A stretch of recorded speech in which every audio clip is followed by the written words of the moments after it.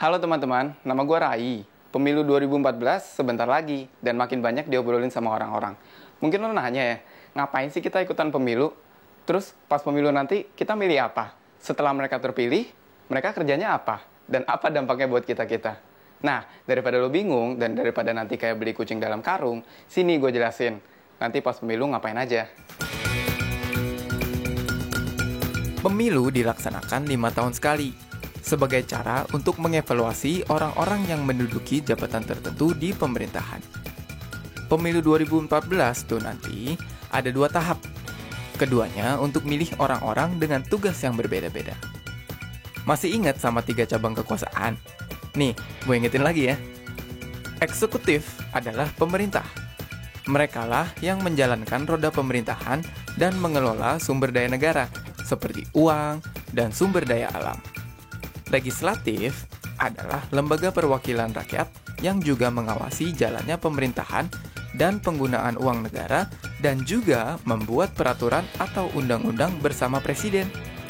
Yang terakhir, yudikatif, berfungsi menegakkan peraturan dan mengadili apabila terjadi penyelewengan undang-undang.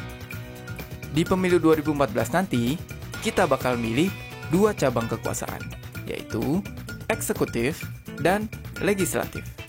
Tahap pertama namanya pemilu legislatif, untuk milih Dewan Perwakilan Rakyat, Dewan Perwakilan Rakyat Daerah, dan Dewan Perwakilan Daerah. Ketiga lembaga namanya lembaga legislatif. Tugasnya mewakili kita sebagai warga negara berkepentingan. Artinya, kita punya hak untuk menyampaikan aspirasi dan kebutuhan kepada para anggota legislatif ini yang nanti bisa diwujudkan dalam bentuk peraturan. Selain itu, kita semua kan juga punya kepentingan yang perlu diperhatikan juga. Masyarakat Indonesia beragam banget, jadi kepentingannya juga beragam. Makanya, kita perlu lembaga legislatif ini untuk jadi corong yang bisa menyampaikan suara kita kepada para pemimpin negara ini.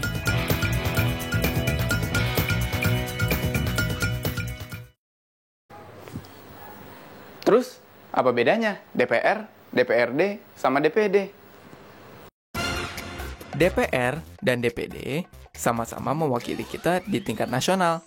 Kalau DPRD hanya punya wilayah perwakilan sebatas daerah yang diwakilinya.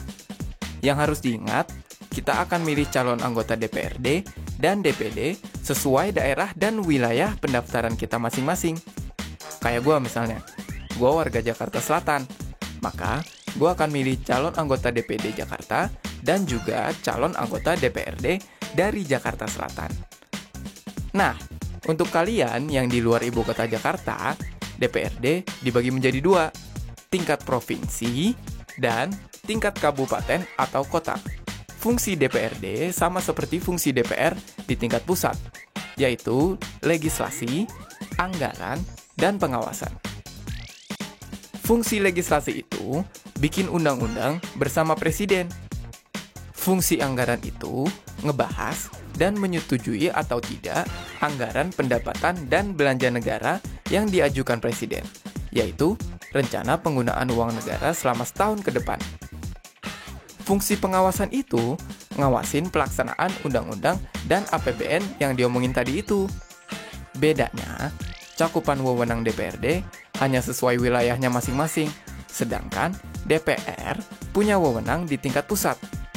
DPD pun bisa ikut mengajukan usul dan ikut ngebahas rancangan undang-undang terkait otonomi daerah, tapi DPR berhak untuk menerima atau menolak usul itu. Nah, habis milih wakil kita untuk tingkat nasional dan daerah, nanti di tahap kedua, kita bakal ada pemilu lagi untuk milih presiden dan wakil presiden. Presiden dan wakil presiden ini punya kuasa eksekutif. Artinya, wewenang untuk melakukan rencana atau program yang disampaikan oleh lembaga legislatif seperti DPR tadi. Jadi urutan tuh. Pertama, kita milih lembaga legislatif dulu. Nanti, mereka yang kepilih bakal nyaring segala kepentingan yang kita sampaikan untuk diterusin ke lembaga eksekutif, yaitu presiden dan wakil presiden. Nanti, lembaga eksekutif ini yang akan melaksanakan kepentingan-kepentingan kita bersama. Gimana? Sudah jelas belum soal pemilu? Nah, sekarang lo udah tahu kan nanti pas pemilu kita bakal ngapain aja. Jangan lupa kasih tahu ke teman-teman lo ya. Anggap aja kayak efek domino, cuman butuh satu suara untuk nyebarin informasi. Tapi jangan lupa, kita juga harus punya kriteria tersendiri mengenai politisi yang baik bagi negara kita. Apakah mereka sudah anti kekerasan? Sudah anti korupsi? Jangan sampai kita biarkan uang bermain dan bahkan berkuasa dalam kehidupan politik negara. Mereka yang terpilih haruslah secara jujur dan adil. Kita harus waspada. Jangan sampai memilih orang-orang yang korup, pelanggar hak asasi manusia, ataupun perusak lingkungan. Ada baiknya kita cari tahu info mengenai calon-calon anggota pemerintahan kita demi kebaikan kita bersama. Jadi gimana? Masih mau diem aja?